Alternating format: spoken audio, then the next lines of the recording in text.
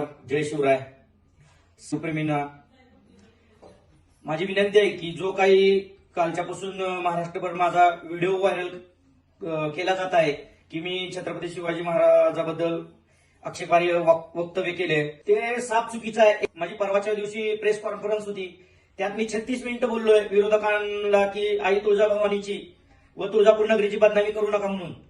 त्यामुळं माझं राजकीय भवितव्य उद्ध्वस्त करण्याच्या उद्देशाने हे व्हायरल केलेलं आहे. तर मित्रांनो, हे साफ चुकीचं आहे. मी पूर्ण 36 मिनिटाचा व्हिडिओ आपल्याला पाठवत आहे, त्यामधून तुम्ही नंतर मला प्रतिक्रिया कळवाव्या की हा पूर्ण व्हिडिओ आहे की हा एडिटिंग केलेला आहे.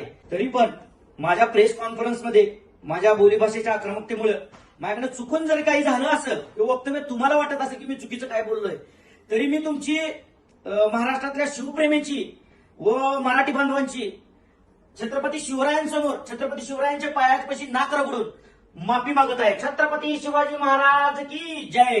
धन्यवाद.